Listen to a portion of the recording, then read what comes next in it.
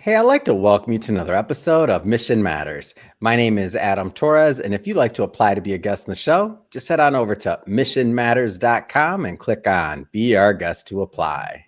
All right, so today I have Chris Berta on the line. He's a partner over at Laurel Group. Chris, welcome to the show.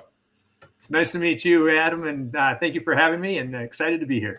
All right, we got a lot to talk about today. A lot of business owners, a lot of entrepreneurs, a lot of tech talent that watch this show, and we're going to get into hiring, retaining, and attracting VP and C-suite tech talent. So we got a lot to talk about there. But to get us kicked off, Chris, we'll start this episode the way that we start them all, with what we like to call our Mission Matters Minute. So, Chris, at Mission Matters, our aim and our goal is to amplify stories for entrepreneurs, executives, for experts. That's our mission. Chris, what mission matters to you? My mission, and I guess the Laurel Group's mission, is to drive technology companies, allow them to accelerate their growth. And we do that through not only finding the right functional roles that they need to have to augment their team, to find the right kind of capabilities to accelerate that growth, but also the right kind of cultural fit.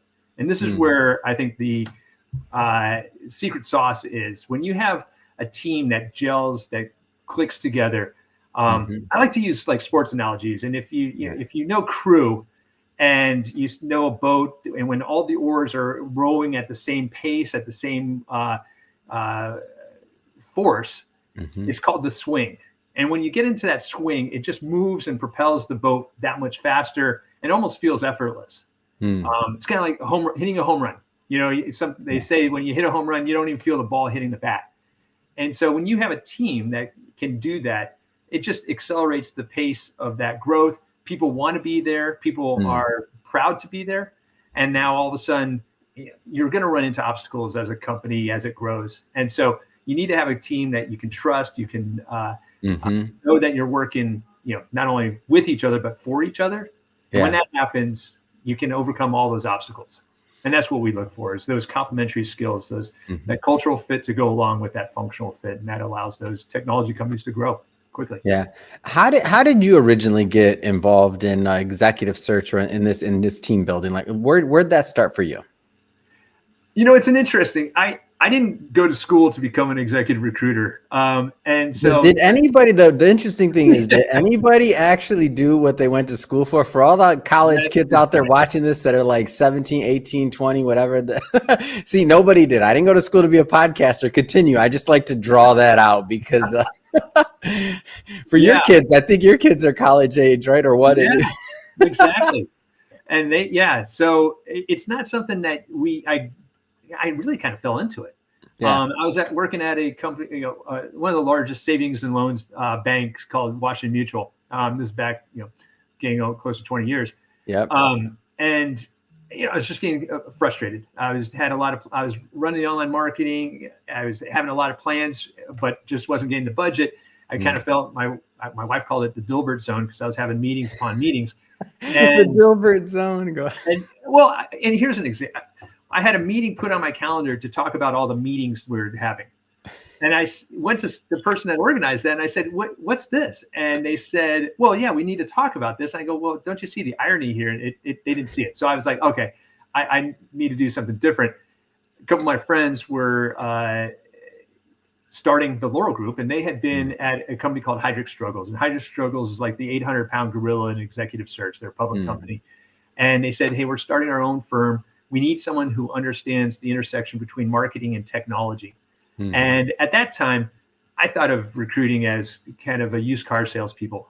But they said there's a difference between, just staffing and executive recruiting. And so we talked about it, and eventually I came on board. And like I said, that's been about 20 years ago. And the great thing was that was back in 2004. And if you remember, the economic cycle was, we got some tailwinds heading into that. And so, 2008, we were the fastest growing company in the Puget Sound Business Journal. So we had some great momentum. Then all of a sudden the financial crisis hit, and we're probably the fastest. I was going to say that must have been beginning of 2008, right? Yeah. Yeah. And then, we were probably the fastest shrinking company shortly thereafter because of that. But, we've seen the different economic cycles. We've seen what's worked, what hasn't worked. We've built out other parts of our business where we've built out consulting practices for different disciplines that companies needed to have, all starting from that conversation at the executive level saying, hey, we have these different needs. Can you help us address those? And so that's really where we filled in those different gaps in addition to those leadership roles in other areas of their business that they needed to augment. Yeah, I'm a big fan of the industry personally. I know that when I was so my previous career before this, I was in finance for almost 14 years, and prior to like for that type of industry, like those type of the executive search, the like pairing the right talent with the right firm, it just became really important in my career, and it also just the understanding of even just understanding what's out there. So I've always been a big fan of that ever since I kind of grew up through that whole finance track. So that was always interesting to me. What keeps you in the industry? Like what are some of your favorite parts of working within this industry? This is going to sound silly, but I would say it's the people. And so every day I meet with people either in person or virtually, and understand what their goals are, understand what their needs are. And so in that case, you're kind of like a talent manager. And so you're giving advice, people will ping me and say, hey, I just got an offer from this company. What's your thoughts? Does this look like a good offer? And then of course you have the companies who, actually pay the bills, call you and say, hey, we need to have a certain, this C-level person. Our person's leaving or we've just got some funding and now we need to add to the team. And then, it's with all those conversations and those relationships that we've built over the years that you end up being able to put those two together. And, or if they're not interested, then they may know, and you've built that relationship that they'll refer people in their network. So it's just an expansion of the network. I think the other piece is, like you mentioned, you get a broad overview of industries and technologies. And so before, when I was in my operational role, I felt like I was really myopic. And I didn't really know what was going on around me and what was going around in the industries, around me. So now I have a much broader purview and a much broader view of all these different new technologies. And, now we're talking about Gen AI. And so now I can go deep on that, even if, I'm not implementing it myself. I'm not a technologist putting it into practice, but I'm seeing and hearing all these different reports and then able to test it in different scenarios as well. And then talking with experts about that as well.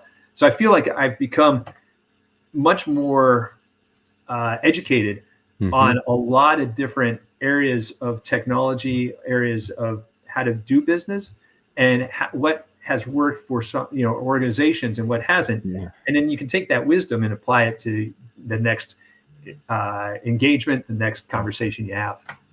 Now I know that you're able to, do search for many different industries and types of firms, of course, but I know one of the big niches is tech talent, right? VP level or above, C-suite. Talk to me about, I know that's a competitive space for top talent. Talk to me about what it takes. I mean, what are some of the core things to attract, and hire that level of talent? Well, I think it's expertise. And so, if I'm talking about from my standpoint, I have to demonstrate a level of knowledge and point of view and capabilities so that they understand that when they're talking and get nuanced in some of their capabilities and what they've accomplished, I can understand that. And then I can ask the right question to follow on that and get it even a little deeper.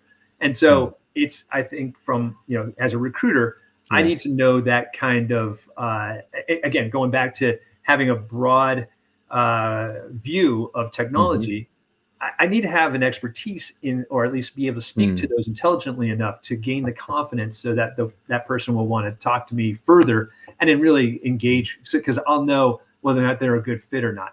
Go ahead. What about from the company's point of view, right? From the companies, for the business owners out there? I would say in order to attract them, for them to attract talent, it's being a brand of choice.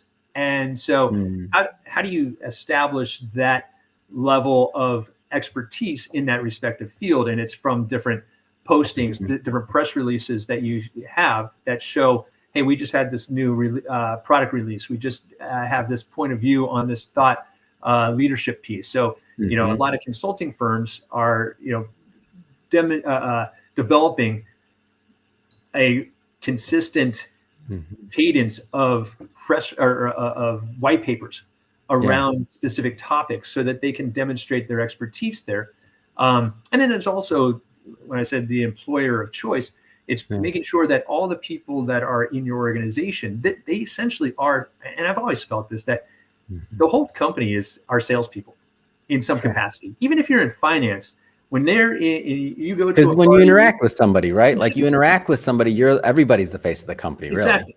And so you need to have that employee advocacy that is happening all throughout the company. And so that, if you have a product release, if you have some accomplishment that you've done, it's the marketing person's responsibility to get that launched and messaged out there. But it's also, if they can empower the rest of the organization to share that on their LinkedIn, to share that on different social posts that they may have, it's going to show that that company has a lot of advocates, and it's going to increase that network awareness tenfold, because all the people on the organization are pushing this message out there. And it doesn't have to be broad, it could just be to their little network, but it makes an impact, and people will want to be a part of that kind of environment. And then that's going to attract the right kind of talent. And then you're going to be able to have those conversations when you reach out to that specific person.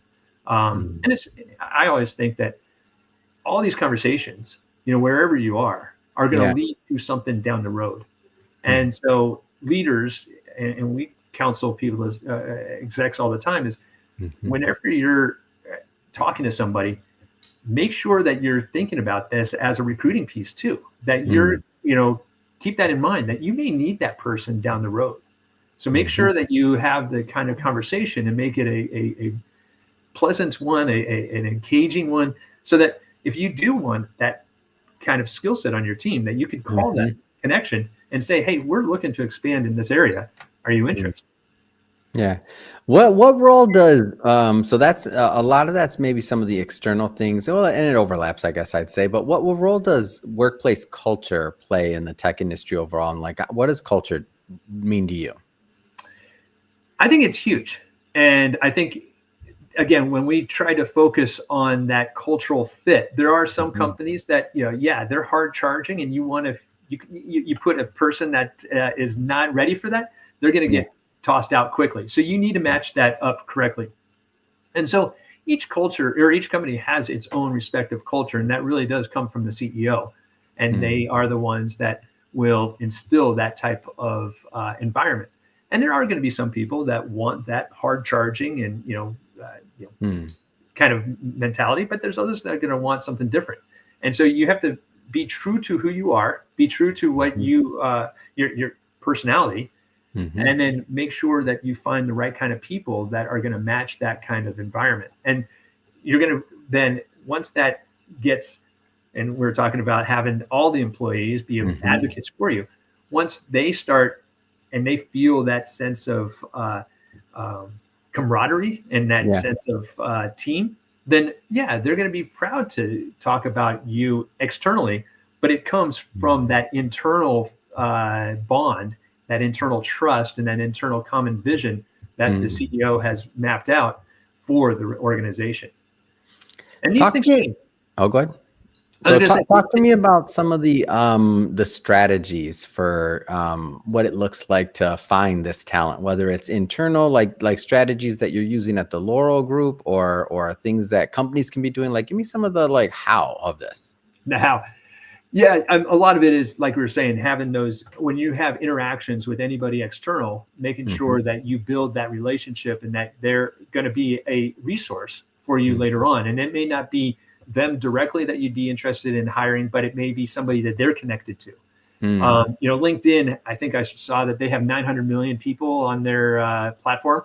I mean, that's a huge platform. So having a positive presence there and having any kind of literature that expands what your values are, what your recent successes have been, where there's been some wins, that's a great forum to have that placed. Making sure that your information, not only the company's information, but your information. People look these things up and make sure that that's robust, and it explains who you are as a person as well, because people want to know who they're working with and want to feel that association. So I would say using LinkedIn. There's also any kind of speaking engagement is where people are going to be either found or be seen, depending upon that forum. So making sure that you are present in those environments, and you follow up and you engage that. A lot of the smaller companies that we end up working with that will get some like VC funding or private equity funding. Those are moments of inflection for them, and so that's a great time for them to be out on called a speaking engagement, or just getting their information out to the broader public, so that now they're on different talk tracks, and now all of a sudden when they call a candidate or they reach out to a candidate, they end up having a brand that's recognized, and you're not starting from zero. So that's another piece. But it's also reputation. I was talking to a friend of mine. He was a CEO, and I asked him how he came into that role. And he said, well, I met with the board chairman who had gotten my name from a person I used to work with, who they respected. And he goes, yeah, you know what? I'm just here to make sure you don't have three eyes. If you've got great credentials from, a person I respect. So I just want to make sure that we understand each other and we're good to go. And he goes, it was the easiest interview I ever had. And I said, well, but that's because he's, moved up the ranks. He's at that CEO level. He has a great network, and everybody speaks highly of him. So now that final decision isn't necessarily on having to do a specific test or having to do these different answers. It's all right. I am just here to validate because everybody else has been working with you for years. They know you. They know what you are, in the foxhole, and I'll respect that. And so that's the piece, is your reputation over the years allows you to get to certain points quicker than others. Any trends you care to comment on in your space, whether it's technology or otherwise? Like what are you following right now?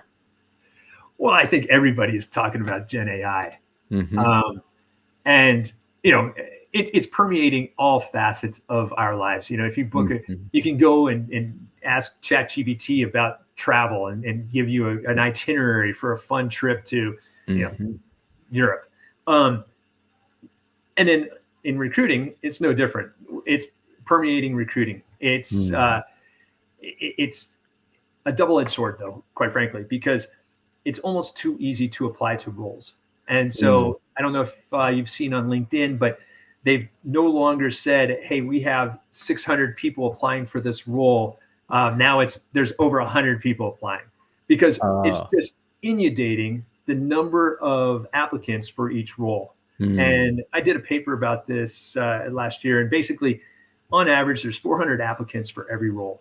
Wow. And so if you think about it, an internal team that's been cut already, companies have cut their recruiting teams. Now, a recruiter has 10 roles. Well, she's now he's sorting through 4,000 resumes to find those right people. That's crazy. And so it's just created too much noise in the market, in the recruiting process. And here's another example. If you think about ChatGPT can write job descriptions for you. So a lot of recruiters are plugging it into ChatGPT. It comes out with a job description. They post it. And then now there's companies like Resume Hero. And what they'll do is they'll tailor your resume and create a cover letter for all the titles that you've defined. And it'll just spam it out for all the different companies that have that job posting title. And so your name could get spread to hundreds, if not more, different job posts. Yeah. Now it goes into an internal system, an ATS, an applicant tracking system. So it's another technology that's evaluating those submissions. So you have a 3-step process there that maybe some humans were overseeing. Hopefully humans were overseeing it. But I think what's going to happen, we're going to end up seeing and go back old school, where it's Mm. your network, it's who you know, because to get above the noise, you got to put some information to somebody you know that's going to Yeah. then share it to the hiring person. It's not going to be through a direct submittal. Another Mm. example, a friend of mine is over at Amazon, and they get inundated with resumes, and I can't imagine. Yeah. he goes, yeah, I don't even look at, we have to post it for legal reasons, but I don't even look at the resumes that come through our careers page. I end up getting referrals enough from my Mm. network, and I'll just talk to them and see if they're good, and I'll just go through that. So even if you apply, you may not even Mm. get looked at. So it really is, again, your network, Yeah. and your network's then built on your brand and Mm. the relationships you've established over the years. And Yeah. so that's what's critical for getting around all this swirl that's happening. And I'm hopeful that more companies will start creating um, tests or some sort of screening mechanism up front, so Mhm. that the numbers don't stay in this way, because it just, some good people are getting overlooked Mm. as they try to apply directly. Man, Chris, that sounds so complicated, the levels and layers. I remember I'm thinking about growing up and I'm like, I remember when I had to think about, oh my gosh, I have to get this resume printed. I gotta go to Yeah. And then you fax it over. I'm like, oh my gosh, I gotta go get this gotta go to I'm talking young. I'm thinking about that and I'm like, now what do you gotta do? Now you gotta have an army just to try to get an army of people and you gotta submit 1,000 to try to get through to one. Yeah, it's nuts. And Woo. I've talked to people that have said, "Hey, I've applied to 1,000 different jobs," Mhm. and you're like, "Well, if it's not work," I mean, it's almost like the definition of Yeah. being crazy is doing the same thing over and expecting different results. And I'm like, no, you shouldn't be doing that. Yeah. You've got to take kind of a sniper approach and go after that company that you want, um, Mm. and really build a relationship either with somebody in that company, Mhm. or come up with a point of view that is going to separate you and right to a Mm. person, and offer some thought leadership pieces. Yeah. And I'll give Yeah. another example. I was doing a search for a company. It's a privacy search engine called DuckDuckGo, Mm. and I was doing a search for them, like a head of product for that this story. And a person I had, fantastic person. He was doing great Mm. through the process, and he goes, "Hey, Chris, you know what? I'm going to actually have to pull myself from the process." And I Mm. said, "Really? Oh, that's too bad." Because the client was really liking him up Yeah. to that point. And he said, "Yeah, I just got a job offer, and I'm going to take it with this other Mm. company to lead their product XYZ." And I said, "Oh, I didn't know that they had that role open." He goes, "Well, they didn't, but I saw that they were launching a product, and it was a similar space that we had been in before. So I Mm. wrote the CEO and just said, hey, we had a similar launch a while back. We ran into these issues. Have you come across these obstacles?" And he Mm. goes, surprisingly enough, the CEO wrote me back. And so then we had a conversation, and the CEO said, "Hey, I wasn't planning on opening this role for another 6, 9 months, but Mm. would you like to meet the team and talk to them? Because you've got a lot of ideas here." And he goes, "Yeah, sure." And so they hit it off, and then all of a sudden, boom, he got hired. And I'm like, that's a fantastic story, Yeah. because it shows that and I'm sure that the CEO was thinking, gosh, if I do open this role, I'm going to end up having, 400, 500 applicants again, and I'm going to Oh, end up yeah. having to wade through all this. It's going to take forever. So instead, his thought leadership and his Mm. expertise got demonstrated by him just reaching out to that CEO and saying, "Hey, you know what? Here's something I thought about, and you may run into this." And the guy was, yeah, now he's doing great there. What an amazing story. That makes a lot of sense, by the way. I can see it happening and they're like, "Oh, this is good. Like, how'd this just get dropped in my lap?" I'm sure that CEO was Exactly. And, happy. Oh, and yeah. I'm sure you could do that. It's not going to happen every time, No. That's a given. Yeah. but That's it's demonstrating your thought leadership, your Mhm. knowledge in a specific space, and your expertise, and what differentiates you. And so, Mm. as candidates, that's really what you're trying to do, is what's your unique value proposition that is going to be uh, separate you from everybody else, and it's going to be Mhm. what that client or that company needs to that in that specific function. Yeah. Well, Chris, man, this has been a lot of fun. I learned a lot. I know our audience did as well, I'm sure. I just have to ask, I mean, what's next? What's next for you? What's next for Laurel Group? We're going to continue to expand our reach.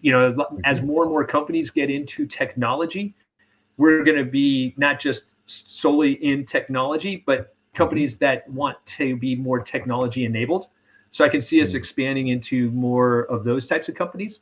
I see the markets evolving as well, especially with AI. And I think there's going to be, with all that noise, our value proposition actually becomes more valuable in that they need to know, instead of going through and sorting through all those resumes, they need to know the right people to talk to. And that's where we come in. And so I think we're going to end up seeing at the executive levels much, more opportunities to have that impact with companies. Amazing. If somebody wants to follow up and learn more and connect with your team at Laurel Group, how do they do that? Sure. It's Chris at laurel-group.com. And our website is www.laurel-group.com. Fantastic. And for everybody watching this, just so you know, we'll definitely put the links in the show notes so you can just click on the links and head right on over. And speaking of the audience, if this is your first time with Mission Matters and you haven't done it yet, hit that subscribe or follow button. This is a daily show. Each and every day we're doing new content, bringing you new stories and hopefully new inspiration to help you along the way in your journey as well. So again, hit that subscribe or follow button. And Chris, man, appreciate you coming on. This has been great, Adam. Thank you so much for having me.